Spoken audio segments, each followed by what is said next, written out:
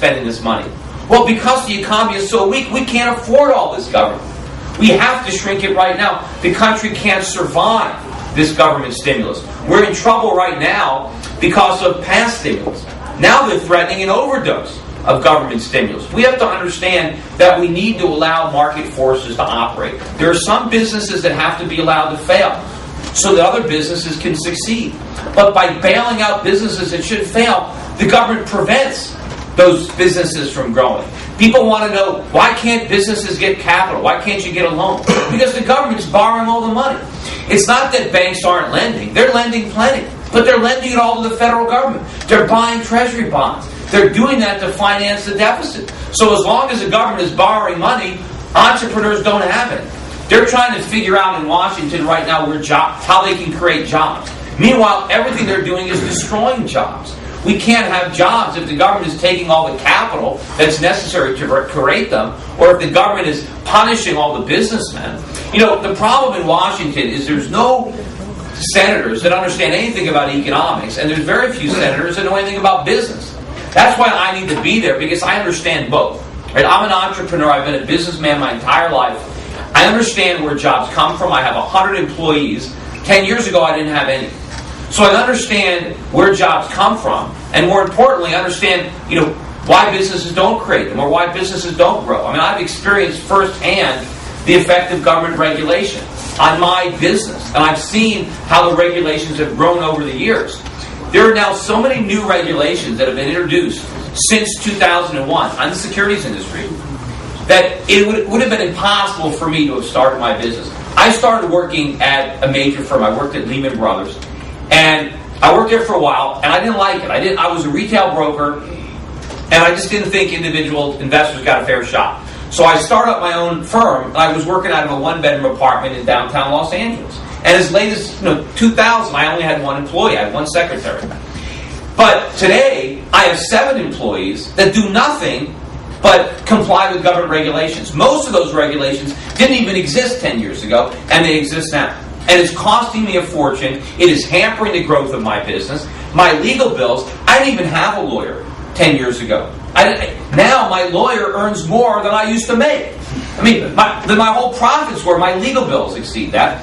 And it has nothing to do with customer problems. It's all regulatory. It's complying with useless rules and regulations that do nothing to protect clients. All they do is run up the cost of doing business. They justify the huge salaries of government regulators, and they protect the big firms. They protect the Merrill Lynches of the world from competition from smaller firms like me. Because a lot of people can't start their businesses now. And I have 15,000 customers now, maybe $2 billion in assets. I'm doing money management. I run a mutual fund. I do investment banking. But none of this would have happened. None of this could have been possible if all the regulations today existed back then. So people need to go to Washington that have actually lived with these rules and regulations, that understand how destructive these rules and regulations are to an economy.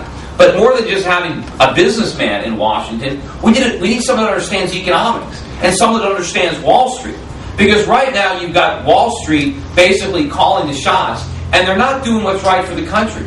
They're doing what's right for them, and they are bleeding the country dry. We need senators that when you get somebody from Goldman Sachs saying that you need to bail out AIG, that they know enough to say that we don't, that we can let AIG fail, and it's not the end of the world. Letting a lot of these large Wall Street firms fail, it wouldn't have caused another Great Depression. What's going to cause the next Great Depression is all the policies that we're pursuing to bail them out and debasing the money. But we need people there who can think and who understand economics and have a track record of making accurate economic predictions. Because right now we're still following the advice of guys like Ben Bernanke and Tim Geithner. These guys have never gotten anything right in their career. And all the evidence is there. You can see their predictions. They're on the internet. They're on YouTube. They have never gotten it right. Yet we continue to follow their advice. Meanwhile, I've gotten a lot of things right, and nobody in Washington is listening to me. I tried. They had a hearing recently trying to figure out why we had a financial crisis and looking at the cause of the financial crisis. And I tried to get invited to speak as a witness. I called them. I sent them emails. Said, look, I wrote a book predicting the financial crisis. Why not ask me? In fact, I said, just buy a copy of my book. It's $16. It's a lot cheaper than having an entire hearing talking to people who are clueless about why we have crisis. And they wouldn't, I've been asked to speak, and I've been paid to speak at economic conferences around the world. I spoke in Saudi Arabia. I spoke in Poland. They sought me out. I didn't seek them out. They found me because they said, oh, Peter Schiff, he's the one that predicted the economic crisis. Let's bring him to my conference. Here I am. I'm a, 3-hour train ride from Washington, D.C. I'd come for free, but they won't call me. I mean, all you have to do is Google, financial crisis, and my name comes up first. Or go to YouTube. I'm all over there. I mean, it's not like they couldn't find me. So the only way these guys are ever going to listen to what I have to say is if I go to Washington. Like, they're not inviting me to their party. I got to crash it. And you guys can help me do that. I've got a long commitment to these ideas. There are a lot of people now that I hear campaigning for offices, not only in Connecticut, but all around the country. A lot of people are talking the right talk now. But where were they a couple of years ago? People are criticizing the stimulus under Obama. Why did they criticize it under Bush? I was on national television criticizing the first TARP, saying that they needed to vote it down. I criticized John McCain on national television for voting for the TARP. I was on television criticizing in real time, bailing out AIG, bailing out any of the Wall Street firms that I wanted to fail. When I was predicting that Fannie and Freddie would go bankrupt on national television, when they announced that they needed a bailout, I wanted to let them fail. I didn't want the government to take over Freddie and Fannie. I wanted the government out of the housing business. Now, unfortunately, we got a bigger real estate problem because the government is even more involved. The government is guaranteeing almost every mortgage in this country now. It's a much bigger problem. You have a lot of people that are saying this, but where were they? Why didn't they criticize these policies when they were happening in the past? It's only because now it's politically expedient to do it. But how do you trust what they're going to do if you actually elect them?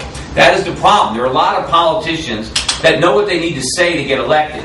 But once they get elected, they know what they need to do to stay in office. And unfortunately, Republican principles are inconsistent with a politician's desire to stay in office. Because once they get in office, they need to expand government in order to secure their place there. And so despite what they say, they're there for one reason only, to perpetuate their own careers. That's not why I'm going. Right? I've been committed to these principles my entire life. And I went to UC Berkeley. And if you don't know that school, it's a very liberal school. I went there in 1981, and I had a life-size poster of Ronald Reagan in my dorm room. Well, I tell you, it was a mood killer when I would bring girls up there. And then it turned into a political argument, which was not the reason I was bringing them up there. But this goes way back.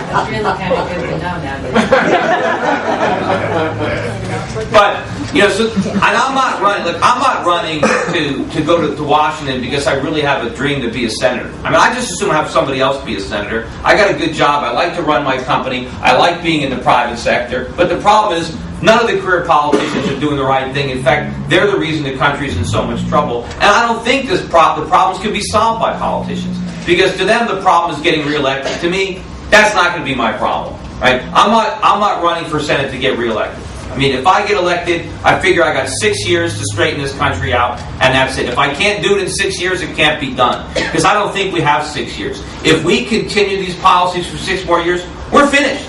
The dollar is going to collapse. We're going to have runaway inflation, sky-high interest rates, twice as many people will be unemployed as right now. The country can't survive another 6 years. And if I'm successful, if I can turn this around in 6 years, then I can leave. I can let somebody else be senator, and I can go back to my company. And that's the way it's supposed to be. We're supposed to have a citizen legislature. We can't have, a noble class in Washington where people live in Washington, like Chris Dodd, the guy I'm trying to replace, who's finally retired, but he's been there for his entire life. And before that, I think he was in the Army for a little bit, or he's in law school, but he's never actually lived in a real economy. He's never employed anybody. And there are a lot of people in Washington who have the same resume. They've been there their entire life.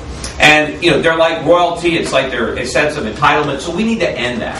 We need to get back to the principles of our founding fathers and the Constitution of a citizen government. And that's another reason that I want to run. Is every time when you run, you get elected senator or congressman, you take an oath to support and defend the Constitution. But there isn't a single senator who even understands what the Constitution means, because almost everything that they do violates the Constitution. If they understood the Constitution, we wouldn't even be having a health care debate, because the whole thing would be...